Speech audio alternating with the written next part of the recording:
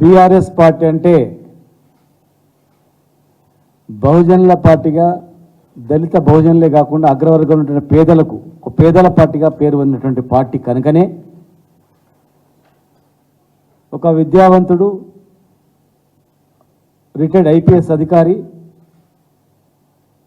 ఎన్ని ప్రలోభాలు చూయించినా ఎన్ని పదవులు ఆశ చూయించినా నా ఆశయం బహుజన రాజ్యం, నా ఆశయం బహుజనులు, పీడిత వర్గాలు, అగ్రవర్గాలు ఉన్నటువంటి పేదలకు న్యాయం జరగాలంటే అది కేవలం బీఆర్ఎస్ పార్టీతోనే సాధ్యమవుతుందని చెప్పి ఆలోచించి ఈరోజు ఆర్ఎస్ ప్రవీణ్ కుమార్ గారు మా పార్టీలో జాయిన్ అయినందుకు వారికి హృదయపూర్వకంగా వారికి స్వాగతం పలుకుతూ అభినందిస్తూ, బడుగులకు అండగా ఉంది కనుకనే కుట్రలు కుతంత్రాలు పన్ని అసత్యపు ప్రచారాలతో లేనిపోని అపోహలు సృష్టించి అభాండాలు వేసి ప్రలోభాలు చెప్పి మరి ఓట్లు వేయించుకున్నారు.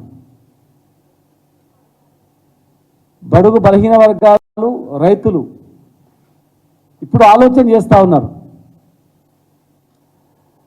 బలహీన వర్గాల వాళ్ళకు ఏ పార్టీ అండగా ఉంది, ఇన్ని స్కీమ్స్ ఎక్కడ ఎవరైంది, ఈ దేశంలో ఎవరైనా చేసిందా, మేధావులందరూ ఇప్పుడు ఆలోచన చేస్తూ ఉన్నారు.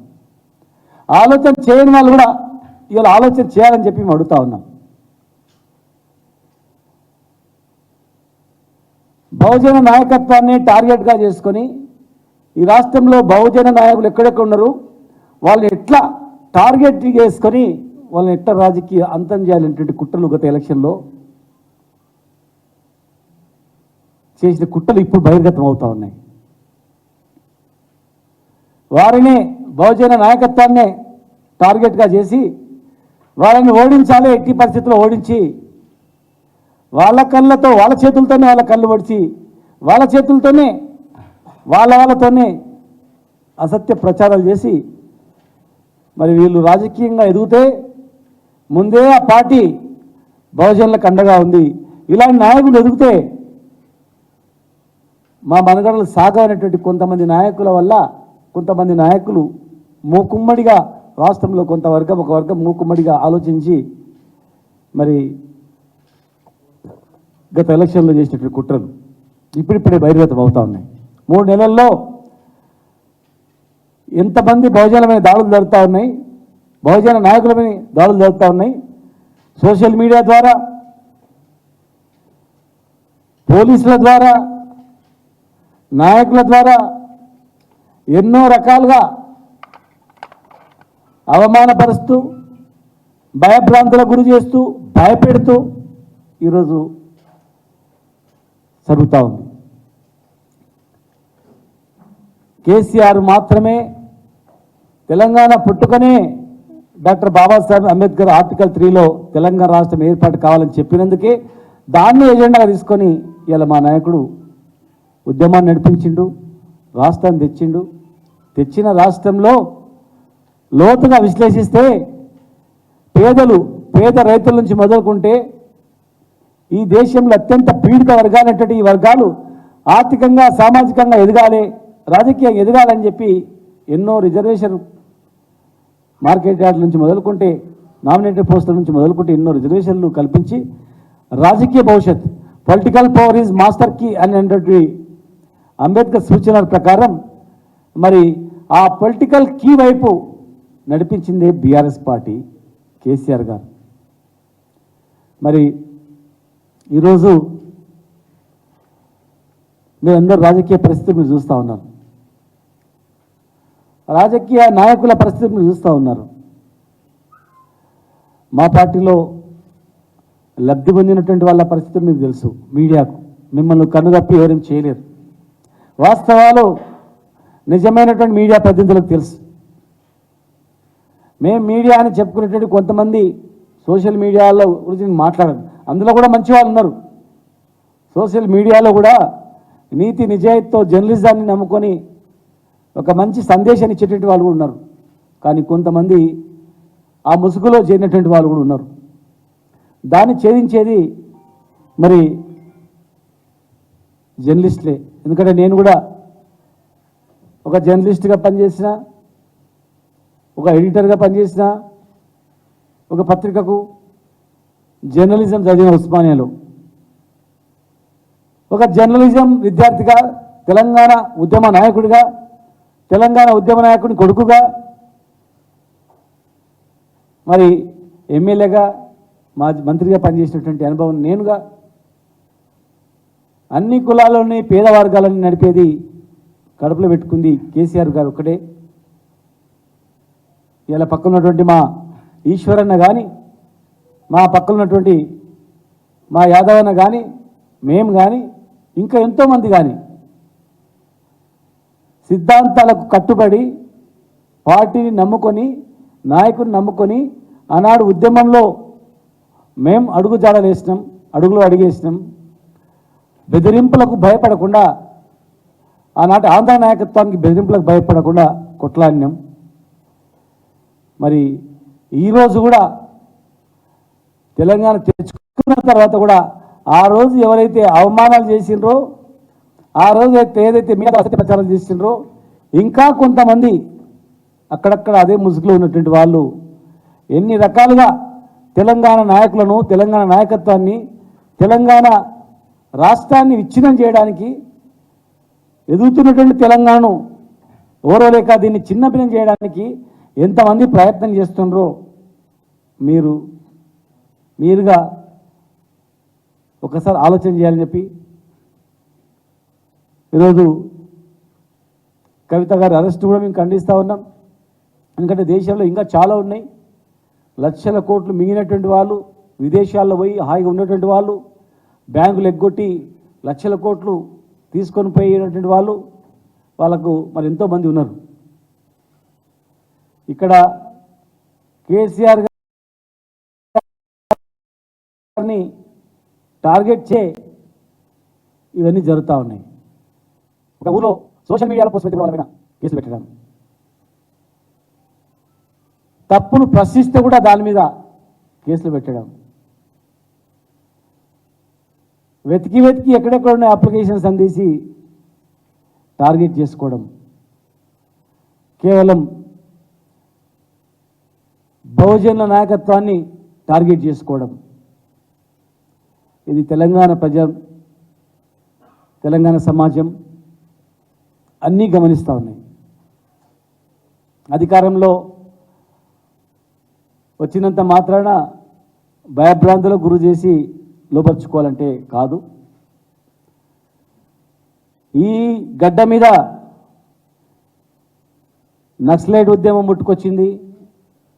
ఈ గడ్డ మీద సాయుధ పోరాటం ముట్టుకొచ్చింది.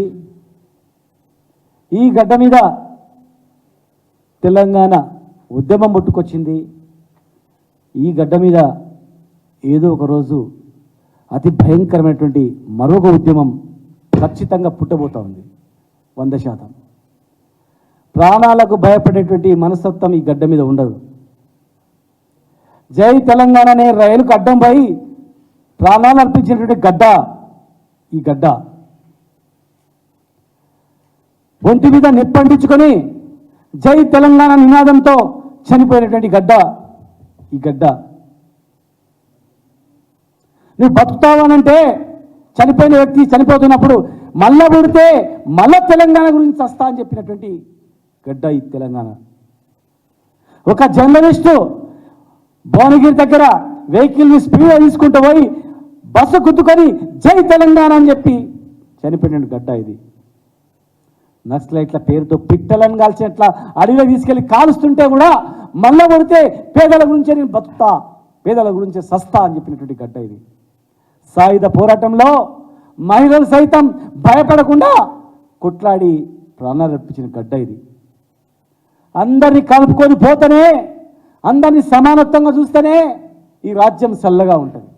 కానీ పుట్టిన పాపానికి పెరిగిన పాపానికి మనుషులను చూసి వీడా వాడా అని చెప్పి అణచివేయాలని ప్రయత్నం చేస్తే, అసత్యపు ప్రచారం చేస్తే,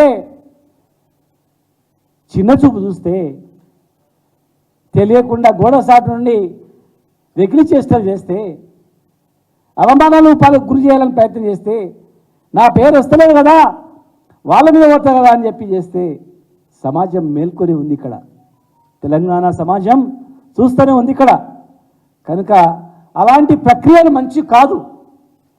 మళ్ళీ ఈ రాష్ట్రంలో అలాంటి ఉద్యమాలు పుట్టొద్దు, ప్రాణాలు పోవద్దు, సుభిక్షంగా ప్రశాంతంగా ఉండాలంటే ఎవరు పరిపాలించినా ఆ పరిపాలన అనేది పారదర్శకంగా ఉండాలి తప్ప పుట్టిన పాపానికి అణచివేలేటువంటి ప్రయత్నాలు జరగొద్దు. అది మంచిది కాదు సమాజానికి. ఇన్ని ఉద్యమాలు ఎందుకు వచ్చినాయో ఒక్కసారి ఆలోచన చేసుకోవాల్సింది. నక్సల్బరీ పోరాటం నుంచి, సాయుధ పోరాటం నుంచి, తెలంగాణ పోరాటం నుంచి ఎందుకు వచ్చినాయి? అసమానతలు ఉన్నందుకే, అవమానాలు ఉన్నందుకే, అణచివేత ఉన్నందుకే ఇవన్నీ ఉట్టుకొచ్చినాయి. కనుక ఈరోజు మరొక ఉద్యమానికి పురుడు పోయకముందే నాయకులందరూ పార్టీలు జాగ్రత్త ఉంటేనే మంచిగా ఉంటుంది. కనుక నేను ఇదే మహబూబ్నగర్లో మా నాన్నను 69లో కత్తిపోట్లకు గురి చేస్తే పోలీసులు 69 ఉద్యమంలో మేము పెరుగుతున్న క్రమంలో తెలంగాణ గురించి సచ్చినా సరే బిడ్డ చివరి వరకు ఉన్నామని చెప్పిండు మా నాన్న. చివరి వరకు ఉన్నాం, తెలంగాణ తెచ్చుకున్నాం. నాయకత్వం వహించిన మా నాయకుడు కేసీఆర్ గారు రమ్మంటే ఉద్యమాల్లోకి వచ్చినాం. కానీ ఇక్కడనూ హైదరాబాద్లో విలాసవంతంగా ఉండాలంటే ఇక్కడ ఉండలే. నా జిల్లా రైతాంగం ఉన్న జిల్లా, పేద జిల్లా, వలసల జిల్లా, దీన్ని బాగు చేసుకోవాలని వచ్చినాం. 10 సంవత్సరాలు కన్న కష్టాలు పడ్డాం. ఎన్ని అసత్య ప్రచారాలు, ఎన్ని బూటక మాటలు, ఎన్ని రకాలుగా చేసినా ప్రజలు నమ్మి ఓట్లు వేసినా మళ్ళీ నెక్స్ట్ 5 సంవత్సరాల తర్వాత మేమే అధికారంలోకి వస్తాం. మళ్ళీ నెక్స్ట్ 5 సంవత్సరాల తర్వాత మేము గెలుస్తాం. ఖచ్చితంగా మిగతా పనులు పూర్తి చేసుకున్నాం. మిగతా పనులు పూర్తి చేసుకొని నన్ను నమ్ముకున్న వాళ్ళను, నా జిల్లాను, నా కాన్స్టిట్యూన్సీని బాగు చేసుకోవాలని ముందుకు పోతా ఉన్నాం. ఎన్ని బెదిరింపులు, ఎన్ని కేసులు, ఎన్ని ఇబ్బందులు, ఎన్ని అవమానాలు చేయాలని మీడియాలను అడ్డం పెట్టుకొని అవమానాలు చేయాలన్నా, కొంతమంది మీడియాను పెట్టుకొని తప్పి ప్రచారాలు చేయాలన్నా, అలాంటి వాళ్లకు ఏదో ఒక రోజు తప్పదు, పరాభవం తప్పదు. అలాంటి వ్యక్తులకు ఏదో ఒక రోజు తెలంగాణ ప్రజానీకం చీత్కారం తప్పదు.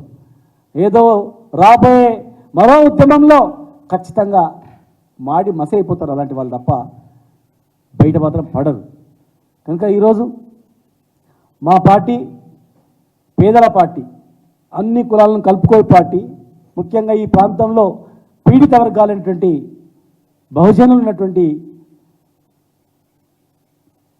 రక్షణగా ఉన్నటువంటి వాళ్ళకు రక్షణ ఉన్నటువంటి పార్టీ. బీఆర్ఎస్ అంటేనే బహుజన రాష్ట్ర సమితిగా, బహుజనులకు రాష్ట్ర అండగా, అన్ని వర్గాలను కలుపుకోే పార్టీగా ఉంటుందనే ఉద్దేశంతోనే ఈరోజు ప్రవీణ్ కుమార్ గారు రావడం జరిగింది. ఖచ్చితంగా 100 రోజుల పాలన అయింది. 100 రోజుల పాలన తర్వాత మరి చూస్తాం. మేము మంచి చేస్తే సరే, కానీ వ్యక్తులను, వ్యవస్థలను టార్గెట్ చేస్తే దాని గురించి కూడా మేము ఆలోచించుకోవాల్సిన పరిస్థితి వస్తుంది. గ్యారెంటీగా ప్రాణం ఉండేది ఒక రోజు, పుట్టిన ఒక రోజు ఉంటాం, స్వస్థం ఒక రోజు వస్తాం. కానీ ప్రతి మనిషికి ఒక చరిత్ర అనేది ఉండాలి, లక్ష్యం అనేది ఉండాలి. కనుక ముఖ్యంగా మా జిల్లా నాయకులకు, మా జిల్లా కార్యకర్తలకు తెలియజేస్తా ఉన్నాం. జిల్లాకు వచ్చింది, మహబూబ్నగర్ జిల్లాకు వచ్చింది జిల్లాను బాగు చేసుకోవడానికి, అన్ని వర్గాలను కలుపుకొని అందరినీ బాగు చేసుకోవడానికి, పేద రైతులను అండగా ఉండడానికి, పేద కులాలకు, పేద వర్గాలకు అండగా ఉండడానికి వచ్చినాం. తెలంగాణ తెచ్చుకున్నాం, తెచ్చిన నాయకుని వెంబడి ఉన్నాం, తెచ్చిన నాయకుని వెంబడి ఉంటాం. ఖచ్చితంగా మళ్ళీ మేము చేసిన కన్నా ఎక్కువ చేస్తారని ఓట్లు వేసిండ్రు. వాళ్ళు అన్ని హామీలు నెరవేర్చుకుంటే, అన్ని హామీలు నెరవేరిస్తే ఖచ్చితంగా ప్రజలు వాళ్ళు వెంబడి ఉంటారేమో. మరి నెరవేర్చకపోతే ఖచ్చితంగా ఆ పాలనకి ఈ పాలనకు బేరీ చేసుకొని ప్రజలు మన వైపే ఉంటారు. కనుక ఓపిక పట్టండి, తొందరపడొద్దండి, తొందరపడి అబాస్పాలు కావద్దండి. ప్రజలు గమనిస్తుంటారు. నిజాయితీగా కట్టుబడి కష్టకాలంలో కలిసి ఉండే వ్యక్తుల లిస్ట్ అనేది సపరేట్గా తయారు ఉంటుంది ప్రజల గుండెల్లో. కనుక మరి ఆ దిశగా మేము ముందుకు వెళ్తామని, మంచి చేయాలని కోరుకుంటున్నాం. కొత్త ప్రభుత్వాన్ని ఇచ్చిన హామీలన్నీ కూడా నెరవేర్చాలని మేము కోరుకుంటా ఉన్నాం. నెరవేరిస్తే సంతోషం, నెరవేర్చకపోతే ఖచ్చితంగా వచ్చే ప్రభుత్వం మాదే ఉంటుంది. బీఆర్ఎస్లో మొన్న చేరినటువంటి ప్రవీణ్ కుమార్ లాంటి వాళ్ళు ఇంకా ఎంతోమంది మేధావులు వస్తారు, ఎంతోమంది వస్తారు, ఖచ్చితంగా పార్టీని మళ్ళీ కాపాడుకుంటారు. కనుక మరి ఆర్ఎస్ ప్రవీణ్ కుమార్ గారికి వారికి శుభాకాంక్షలు తెలియజేస్తూ థ్యాంక్ యూ.